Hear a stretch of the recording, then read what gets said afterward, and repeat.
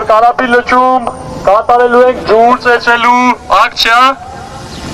Շատերը կարծեցին, որ ծեծելու ենք Կարապի լիճը նավակով մտնելով նրա մեջ։ Բայց մենք, քանի որ բոլորին դեմ ենք, անում ենք լրիվ հակառակը։ Ոչ թե նավակն է ջրի մեջ, այլ ջուրը նավակի։ Քաղաքական ուժերի ջուր ծեծելու համար ոչինչ չի կարող խանգարել,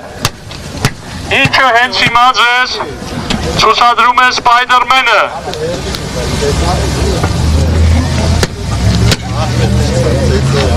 Շարունակեք, ոչինչ։ Դուք կարող եք նաև դա անել թիակով, բռունցքներով, ինչու՞ չէ նաև գլխով։ Այսօր առավոտյան մենք իմացանք լուրեր, որ այս լիճը հատուկ են դատարկել մաքրելու նպատակով, բայց մենք չենք հավատում այդ լուրերին։ Կա երկու վարկած։ Առաջին, երեկվա դպրոցական երեխաների պես լիճը ինքնակամ է դատարկվել, որպեսզի խանգարի մեր ակցիային։ Եվ երկրորդ, մյուս 18 ուժերը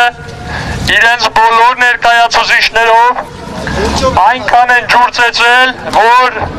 լիճը դատարկվել է։ Ավելին մենք լուրջ վախեր ունենք,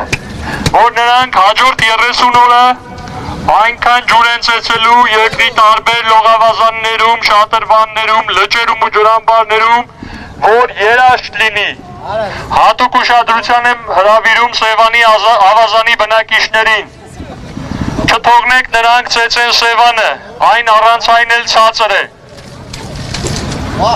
Եթե կան քաղաքացիներ, ովքեր կցանկանան նույնպես ջուր ծեծել,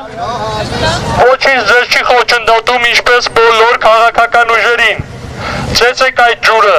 զուգահեռ կարող եք նույնիսկ սուտ խոստումներ տալ։ Իսկ եթե լուրջ ընկերներ